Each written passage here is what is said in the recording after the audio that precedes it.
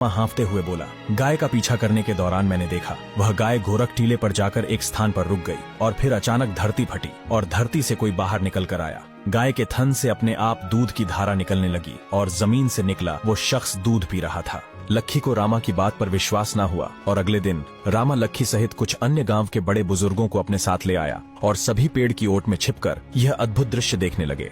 गाय नियमित रूप से उसी स्थान पर जा रुकी और फिर देखते ही देखते धरती फटी और गोगा जी बाहर आए और गौ माता ने गोगा जी को दूध पिलाया। यह देख सभी हक्के बक्के रह गए। सभी को अपनी आंखों पर विश्वास नहीं हो रहा था। बड़े बुजुर्गों को यह समझते बिल्कुल भी समय ना लगा कि ये और कोई नहीं, साक्षात हमारे जाहिरवीर गोगा जी महाराज है। सभी लोगों ने गोगा जी को हाथ जोड़कर प्रणाम किया और मन ही मन क्षमा मांगी, जिसके बाद वहां एक मंदिर निर्माण करवाया गया। राजस्थान के चूरू जिले के ददरेवा मंदिर से लगभग 92 किलोमीटर दूरी पर स्थित यह मंदिर हनुमानगढ़ जिले के गोगामेडी में स्थित है। आपको बता दें कि गोगा जी के इस मंदिर में हिंदू और मुस्लिम दोनों समुदाय के लोगों द्वारा पूजा की जाती है। गोगा जी के जन्म स्थान दत्तखेड़ा यानी ददरेवा में स्थित मंदिर को शीर्षमेड़ी तथा गोगा जी के समाधि स्थल गोगामेडी में स्थित मंदिर को धुरमेड़ी कहा जाता है। इसे लेकर भी इतिहास चोरों द्वारा काफी भ्रांतियां फैलाई गई है और शीर्षमेड़ी को शीशमेड़ी बोलकर सर कटने जैसी अफवाहें बनाई गई है। यहाँ शीर्ष का अर्थ सर्वोच्च तथा शुरुआत से है, धुर का अर्थ धूल,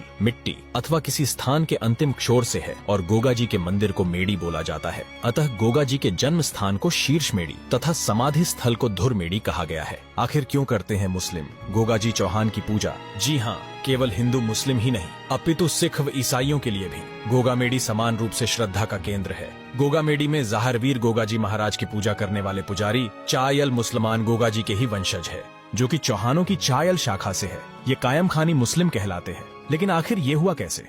बही भाट द्वारा प्रमाणित गोगा जी की वंशावली कुछ इस प्रकार है।